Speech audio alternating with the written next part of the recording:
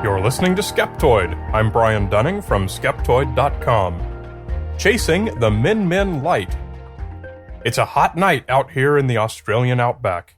We're about 40 miles east of the tiny village of Bullia, near the site of an old ghost town called Min that doesn't even exist anymore. They call this part of western Queensland the Channel Country, a flat expanse of floodplains and creeks and dry washes that almost never flow. Stand on a high point and you can see to the horizon in every direction. And if you're lucky, on a night like this, you might see the region's most infamous denizen, the Min Light. Sometimes it's an orange speck, sometimes it's a big white ball. Sometimes it's close and sometimes it follows you. Sometimes it just hovers away out in the distance.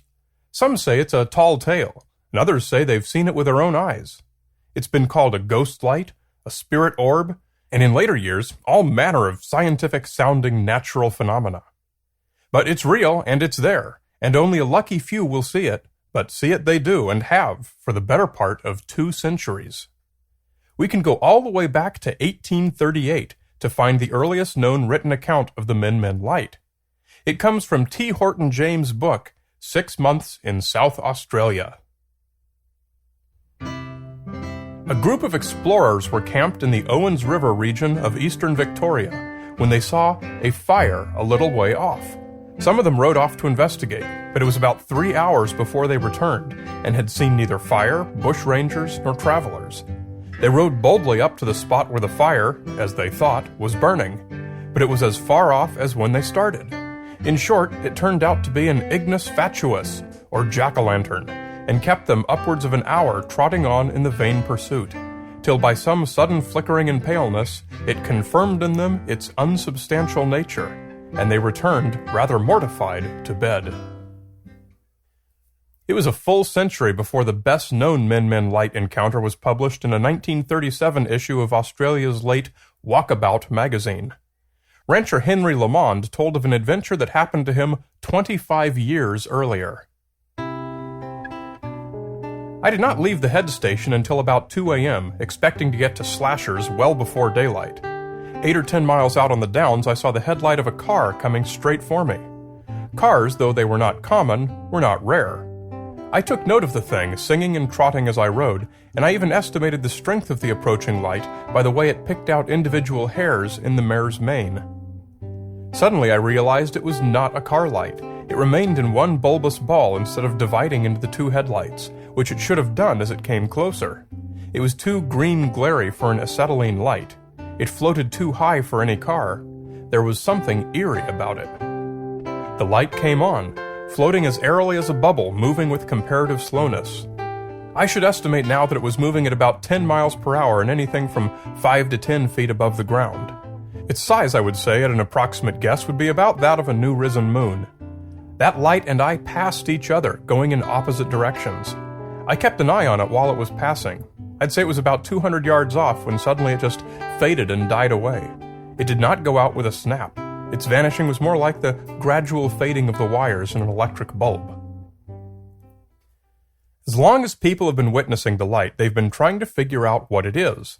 Author Mark Moravec came up with 5 possible explanations for the Min Light in his article, Strange Illuminations, Min Light's Australian Ghost Light Stories. Number 1, misidentifications of natural phenomena such as wind-blown mists, phosphorescence in marshes, spontaneous neuronal discharges in the visual field, clusters of luminescent insects, light refraction effects, ball lightning, or other electric discharge. Number 2, an unknown natural phenomenon involving low-level air oscillations or ionization in geophysically generated electrical fields. Number 3, psychokinetic or poltergeist effects unconsciously produced by an individual. Number 4, non-physical apparitions or ghosts. Number 5, small physical UFOs, remote control probes. Now these nominations are all quite fanciful and would be difficult to test, but they're not without historical basis. In a 1955 issue of Walkabout, writer Ernestine Hill found plausible cause for a ghost light in the history of Min So many were its crimes and murders of kerosene and brimstone that in righteous anger they burnt it to the ground. The place was stories and desolation, but the dead men would not be forgotten on their stony plain. Just as a rider was passing by, out of that graveyard came the biggest jack-o'-lantern in Australia. Most intriguing to the scientific mind, though, are the suggestions that some interesting natural wonder is responsible for the lights. Regular Skeptoid listeners might remember our episode about the Marfa lights in Texas, a similar phenomenon. Piezoelectric effects have been proposed as an explanation for each.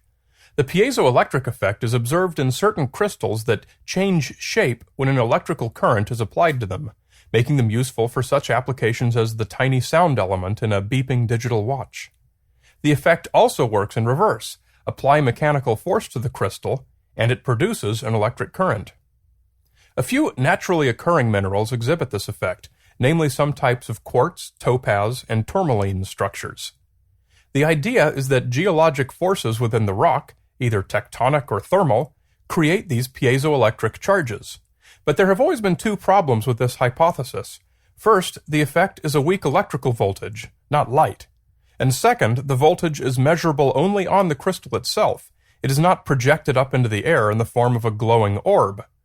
At least no such effect has ever been observed or predicted by calculation. However, an article published in the journal Nature in 2006 by authors Eddingsaus and Susslich described a newly discovered form of mechanoluminescence, light from mechanical force. Scientists have known about mechanoluminescence for centuries, since it was first observed as sparks when scraping lumps of sugar. Eddingsaus and Susslich found that shock waves of acoustic cavitation in a mechanically aggravated crystal slurry produced light much brighter than mechanical crushing alone. Very cool, but also a poor explanation for the Min-Min light. Neither crystal slurries nor sufficient mechanical aggravation are present at the Min-Min site. And even if they were, the light is produced immediately at the source of the acoustic cavitation and not projected up into the air in the form of a floating ball. Optical science has produced a far better candidate for our mystery ghost light, one that is reproducible and that fully accounts for the observations. Professor Jack Pettigrew, writing in the journal Clinical and Experimental Optometry, described the Min-Min light and the Fata Morgana. You may remember the Fata Morgana mirage from our discussion of the Marfa lights. Named for King Arthur's sister Morgana, who was said to be able to levitate objects, a Fata Morgana mirage is one type of superior mirage. In a superior mirage, the object is seen above its actual position, for example, above the horizon, when in fact the object is far away and hidden below the horizon. Fata Morgana mirages are caused by thermal inversion layers in the atmosphere. They're fairly common in the Arctic regions where temperature inversions are endemic. Often the ocean water temperature, hovering right around freezing, is warmer than the air directly above it, which can be well below freezing.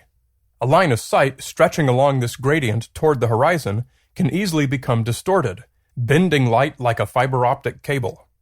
Arctic islands that are low-lying and below the horizon are often seen floating in the air above the horizon, inverted or doubled or stretched into tall blocky mesas. Pettigrew found that Australia's Channel Country naturally creates ideal conditions for superior mirages. All the hollows and ravines trap warm air, and on a cool evening following a hot day, the conditions are virtually certain to take place. Pettigrew and 6 observers parked a car with its headlights on, drove 10 kilometers away past intervening high ground and out of the line of sight, and presto, the headlights were visible as a Min-Min light. The following morning they took photographs of a distant mountain range distorted by the Fata Morgana that gradually faded away to its actual position below the horizon as the conditions dispersed. As long as there have been people around to observe the Min-Min light, there have been people around to build campfires or have lanterns in the window, dozens and perhaps hundreds of kilometers away. What about Henry Lamond's account of the light passing him? Well, who knows? Our memories often exaggerate remarkable events. Perhaps his trail curved away and created that perception. Perhaps the story was improved in the retelling. There's no way to know. But whether you choose to regard the Min-Min light as an optical artifact as the ghost of a cowboy shot in an outback saloon, as a piezoelectric light beacon, or as a remote-controlled alien probe, there's no doubt that stories like the Channel Country Jack-o'-lantern make our world ever more intriguing.